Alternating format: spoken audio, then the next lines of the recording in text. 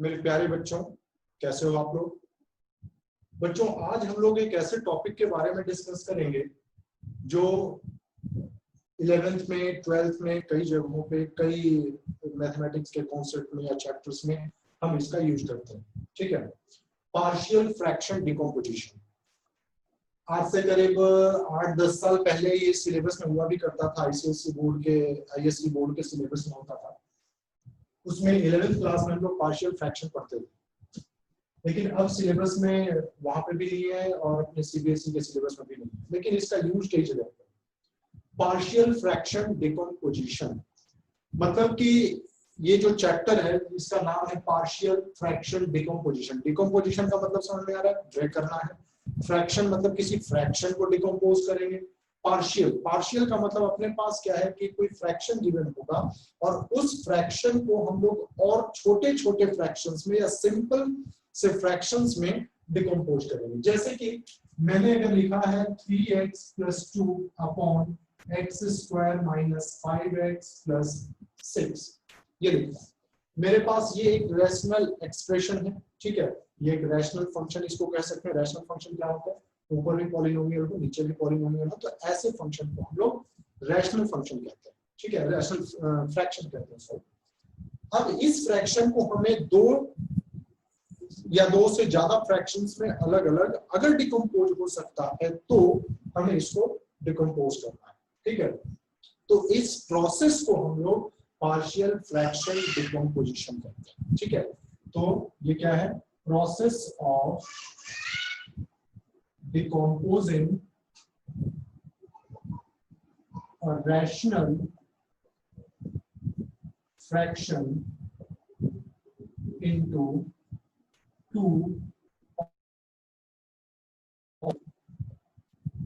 simpler fractions, और if possible भी लिखना चाहिए अगर पॉसिबल है तो। ठीक है, अब इसके कुछ फॉर्मेट्स हैं, मैं आपको बताता हूं। सबसे पहले अगर ये दिखा हुआ है अपने पास px + q upon x - a और x - b, इस फॉर्म में, तो हम इसको ऐसे ब्रेक करेंगे a upon x - a upon plus b upon x - b। ठीक, सेकंड, अगर ये ऐसे लिखा हुआ है px + q x - a का स्क्वायर और x - b, तो ये a upon x - a, b upon x - a का स्क्वायर और c अपॉन x - b, ऐसे लिख सकते हैं। थर्ड, अगर आपको px + q upon x - a, x - b और x - c, इस फॉर्म में अगर कोई फ्रैक्शन दिखता है तो a upon x - a, b upon x - b और c अपॉन x - c, ऐसे लिख सकते हैं। अगर आपको px + q और नीचे x - a और x² + bx + c दिखे तो आप इसको a upon x - a plus bx + c, ये कैपिटल C है, और नीचे x² + bx + c, इस फॉर्म में आप लिख सकते हो। ठीक है, देखिए ये मैंने यहाँ पे 4 फॉर्म्स लिखे हैं। इसमें हो क्या रहा है अगर हम इसको ध्यान से देखें, देखो इन दोनों का एलसीएम ये आ जाएगा, इसका पूरे का एलसीएम ये आ जाएगा, इसका पूरे का एलसीएम ये है, इसका एलसीएम ये। ठीक, तो सबसे पहली चीज आपको पॉइंट्स क्या क्या ध्यान रखने हैं। सबसे पहले जो भी अपने फैक्टर्स हैं उसका एलसीएम आना चाहिए, क्योंकि तभी फ्रैक्शन बराबर होगा। सिंपल सी बात। ठीक, तो ब्रेक करने के लिए आप क्या करोगे कि जो भी अपना डिनोमिनेटर होगा उसके जितने पॉसिबल फैक्टर्स हैं, जैसे कि यहाँ इसके पॉसिबल फैक्टर्स क्या होते हैं? x - a और x - b। ठीक, इसका पॉसिबल फैक्टर क्या हो जाता है? x - a होता है, x - a का स्क्वायर होता और x - b होता। ठीक है, 1 और इटसेल्फ नंबर को छोड़ दो। ठीक, ये अलग अलग फैक्टर्स होते हैं। अब इसके ऊपर हमें कुछ लिखना है, इसके ऊपर कुछ लिखना है और इसके ऊपर कुछ लिखना है। ठीक, कुछ मतलब ये जो मैंने a b c यहाँ नंबर लिखे हैं और a b c को क्वेश्चन की हेल्प से, क्वेश्चन को यूज करते हुए हम एबीसी निकालेंगे। अभी मैं इस पे बेस्ड कुछ क्वेश्चन दिखाऊंगा आपको कैसे, ठीक है।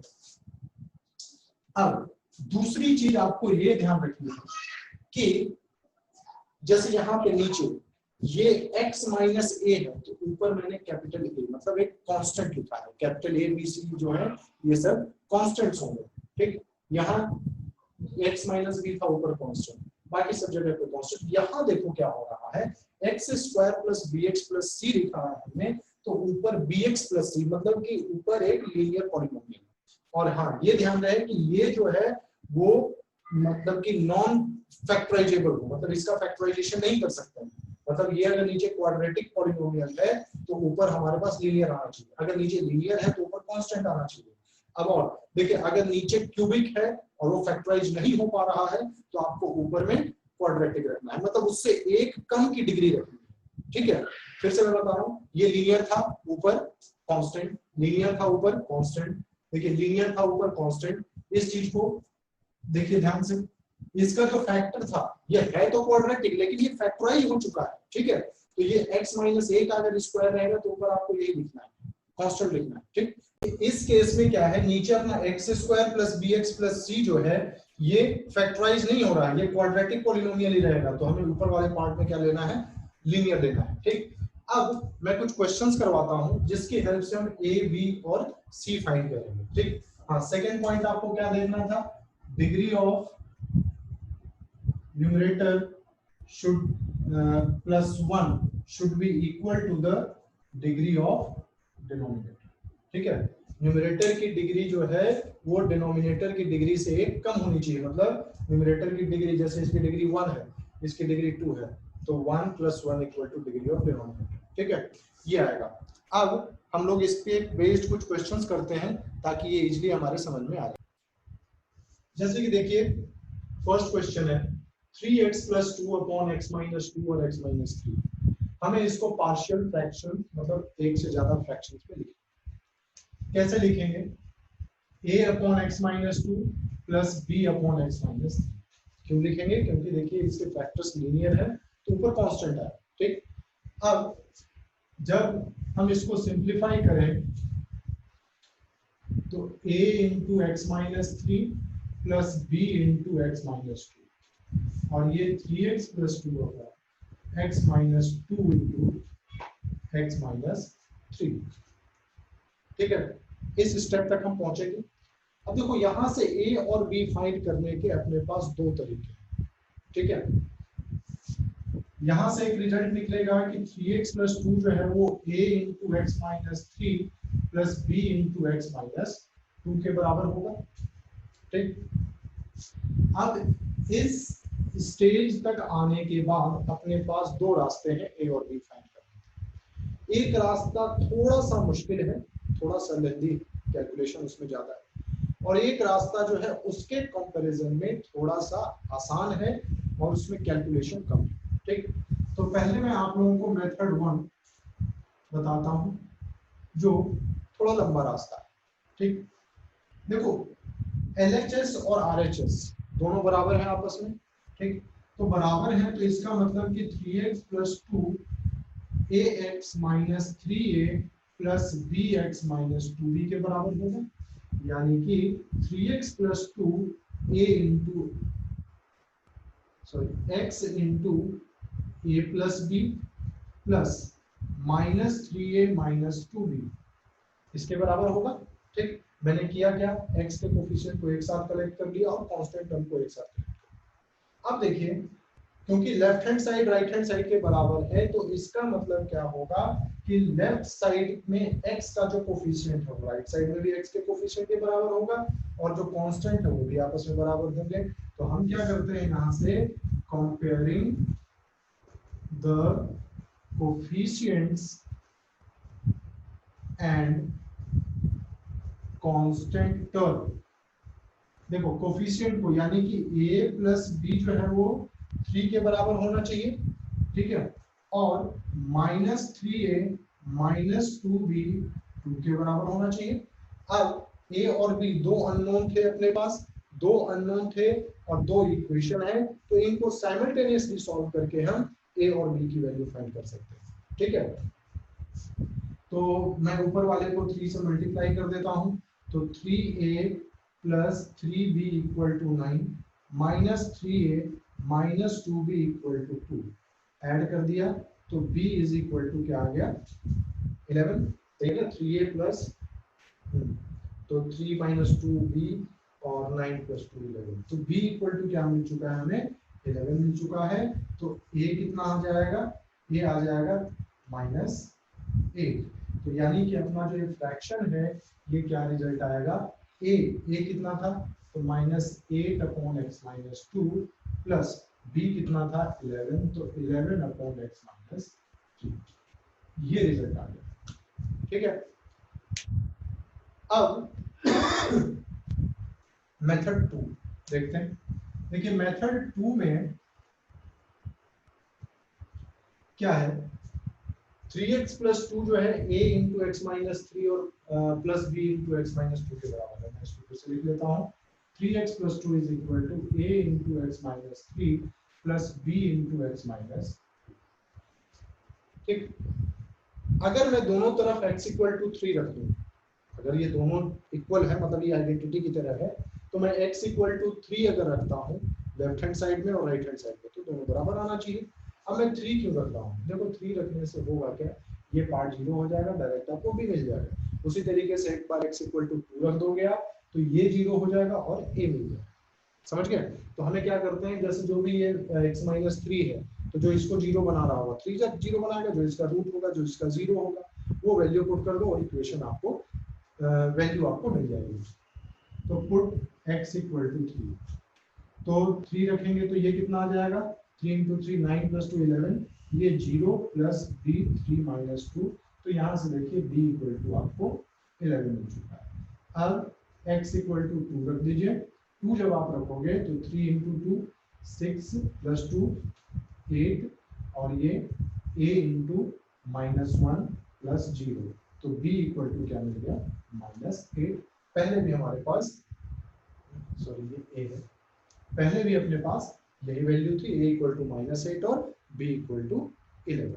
ठीक है, तो इस तरीके से हमने क्या देखा कि ये जो मेरे पास एक फ्रैक्शन दिया हुआ था, इसको मैंने दो सिंपल फ्रैक्शन में तोड़ दिया। ठीक है, तो ये जो प्रोसेस है तोड़ने का, इसको हम पार्शियल फ्रैक्शनल डिकम्पोजिशन कहते हैं, और ये इसके पार्शियल फ्रैक्शंस हो गए, पार्शियल मतलब अलग अलग, ये इसके पार्शियल फ्रैक्शंस हो गए। ठीक है, अब इस पे बेस्ड में एक क्वेश्चन और कराता हूं आप लोगों को। देखिए सेकंड क्वेश्चन है अपने पास, 3x plus 5 upon x cube minus x square minus x plus 1। हमें इसको पार्शियल फ्रैक्शन में ब्रेक करना है। ठीक, तो सबसे पहले ये देखते हैं, इसको हम, ये जो अपना डिनोमिनेटर है ये ऐसा लग रहा है कि फैक्टराइज होगा। ठीक, तो एक्स स्क्वायर में कॉमन लेता हूं तो एक्स माइनस 1, माइनस 1 कॉमन लेते हैं तो एक्स माइनस। ठीक है, एक्स स्क्वायर कॉमन ले लिया तो x cube minus x square, ठीक है, -1 तो ये आ गया। इसका मतलब कि 3x प्लस 5 को हम x minus 1 into x square minus 1 लिख सकते हैं। ठीक, यानी कि ये 3x plus 5 upon x minus 1 का स्क्वायर इंटू एक्स प्लस 1 लिखा जा सकता है। क्यों? क्योंकि ये x minus 1 into x plus 1 लिखा जाता, फिर x माइनस 1 इसका और ये वाला स्क्वायर हो गया और x प्लस। अब सिंपल है, यहां देखिए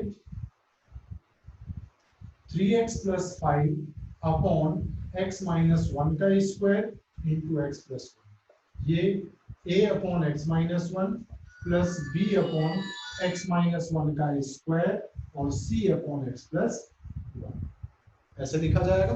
ठीक है, अब यहाँ पे हम 3x प्लस 5 को, देखो जब एलसीएम लेंगे तो क्या आएगा, a इंटू, एक तो x माइनस 1 आएगा इसके साथ और फिर x प्लस 1 आएगा, b में x प्लस 1 आएगा और c में x माइनस 1 का स्क्वायर आ जाएगा। ठीक है, और डिनोमिनेटर को मैंने कैंसिल कर दिया। ठीक है, अब ये रिजल्ट, मेथड 1 को अब मैं यूज नहीं करूंगा, डायरेक्ट मैं मेथड 2 से करता हूं। ठीक, तो सबसे पहले क्या कर दें, देखो x इक्वल टू 1 रख के देख लेते हैं, पुट x इक्वल टू 1। देखिए जब आप x इक्वल टू 1 रखोगे तो 3 इंटू 1 3 प्लस 5 8, यहाँ पे ये 0 बना देगा इसको, b में 1 प्लस 1 2 बना देगा और c में भी 0।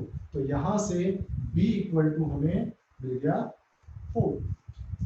ठीक है, अब x इक्वल टू -1 रखते हैं तो क्या आएगा, 3 इंटू -1 -3 प्लस 5 2, और ये वाला पार्ट अगेन 0 आ गया, ये वाला पार्ट 0, और c इंटू -1 -2 का स्क्वायर हो गया 4। तो यहाँ से c की जो वैल्यू है वो अपने पास मिल गई 1/2। अब यहाँ आने के बाद, यहाँ तक पहुंचने के बाद हमारा रास्ता हो गया बंद।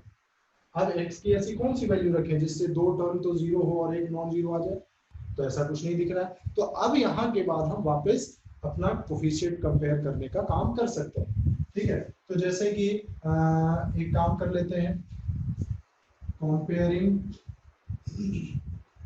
The coefficient of x square. देखो x square left hand side में तो नहीं है, यानी 0।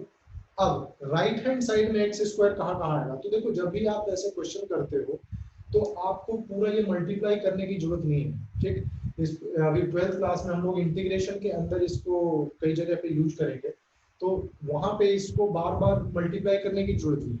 आपको सिर्फ कोफिशिएंट से मतलब है, तो आप सिर्फ कोफिशिएंट को कनेक्ट कीजिए। तो a, देखो एक्स स्क्वायर -1 होगा तो एक्स स्क्वायर के साथ एक तो ये मल्टीप्लाई होगा, तो a कोफिशिएंट आएगा। यहाँ तो एक्स स्क्वायर हमें कहीं मिलने वाला नहीं है, यहाँ से देखो यहाँ पे स्क्वायर है, तो जब हम इसको एक्सपेंड करेंगे तो एक्स स्क्वायर तो आएगा, फिर c मल्टीप्लाई हुआ तो सी एक्स स्क्वायर यानी a प्लस सी। तो यहाँ से हमें a क्या मिल जाएगा, -c के बराबर, यानी कि -1/2। तो देखिए क्या करना पड़ता है, वैल्यू पुट कर दो, और एक जगह पे जहाँ एक स्टेज के बाद जहाँ पे अगर हमें वैल्यू नहीं मिलती है तो हम कोफिशिएंट को भी कंपेयर कर सकते हैं। ठीक है, अब हमारा ये जो फ्रैक्शन था क्या फॉर्म मिल जाएगा, देखो 3x + 5 अपॉन x - 1 का स्क्वायर इंटू x + 1, ये बनेगा a मतलब कि -1/2 इंटू x - 1 प्लस b मतलब कि 4/x - 1 का स्क्वायर, c मतलब कि 1/2 इंटू x प्लस। तो ये अपने पास सिंपल से फ्रैक्शंस आ चुके हैं। ठीक है, एक क्वेश्चन अब और मैं आप लोगों को कराऊंगा जिससे ये सिंप्लीफाई हो जाएगा। ठीक है, देखिए अब थर्ड क्वेश्चन है अपने पास, 2x⁴ - x² + x + 5 upon x² + 1 into x - 1। हमें इसको अलग अलग फ्रैक्शंस में ब्रेक करना है। अब यहाँ पे ध्यान ये दीजिए कि ये जो अपना फ्रैक्शन है, इस न्यूमरेटर की डिग्री 4 है और डिनोमिनेटर की डिग्री 3 है। ठीक, तो सबसे पहले आप, पहले तो ये प्रॉपर फ्रैक्शन के फॉर्म में है नहीं, तो हमें क्या करना पड़ेगा, ऊपर की डिग्री कम हो नीचे की डिग्री ज्यादा हो, इस फॉर्म में ब्रेक करना है या बराबर हो। ठीक, तो ऐसा कर लो, ये हो गया 2x⁴ -x² + x + 5, इसको मल्टीप्लाई करेंगे तो x³ - x² + x - 1 इस फॉर्म में। तो पहले हम इसको दो पार्ट में ब्रेक कर लेते हैं। कैसे ब्रेक होगा, जो देखो आप x³ - x² + x - 1 से इसको डिवाइड कर सकते हो। ठीक है, अगर न्यूमरेटर की डिग्री ज्यादा है तो हम इसको अलग अलग पार्ट में डिवाइड करेंगे, तो ये आ जाएगा 2x।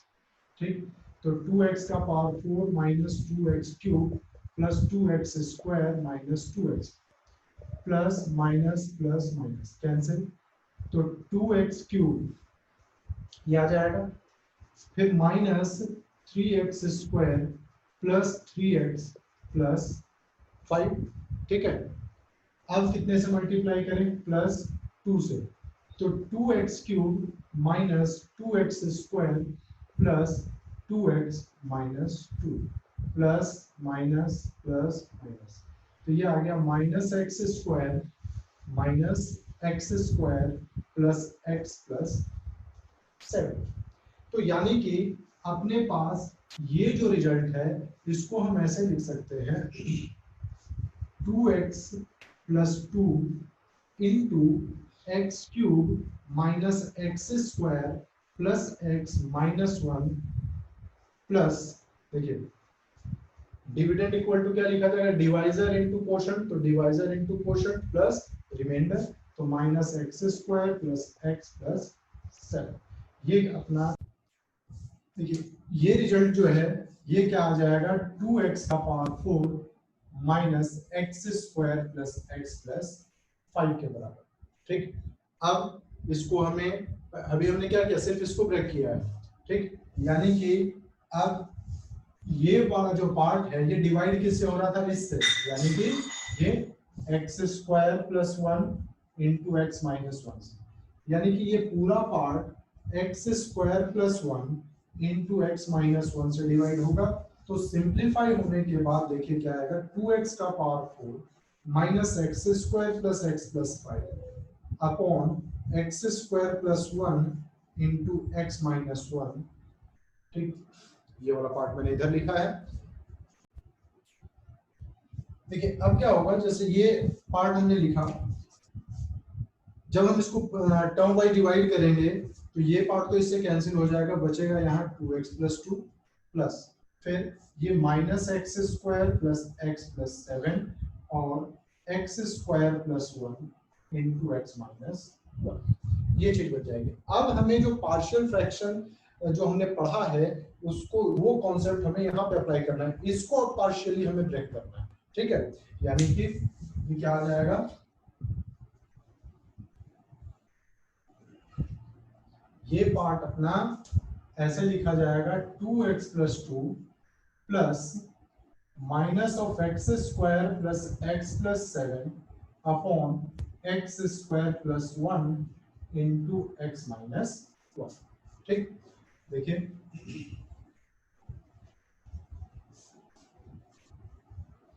अब हम minus x square plus x plus 7 upon x square plus 1 into x minus 1 को पार्शियली ब्रेक करेंगे। ठीक, ब्रेक कैसे होगा, ये लीनियर है तो ऊपर कांस्टेंट और ये क्वाड्रेटिक है, देखो ये यहाँ पे ब्रेक नहीं हो पाएगा, तो ये bx plus c upon x square plus 1, तो minus x square plus x plus 7, ये a into x square plus 1 plus bx plus c into x minus 1, इस फॉर्म में लिखा जाएगा। ठीक है, सही है ना। अब ऐसा कर लेते हैं, x = 1 रख देते हैं, पुट x = 1, तो रखने के बाद क्या आएगा, -1 + 1 + 7 a इंटू माइनस ये 1 का स्क्वायर 1 + 1 2 प्लस b इंटू ये पार्ट 0, तो यहां से a = हमें 7 मिल रहा है, सॉरी 7/2,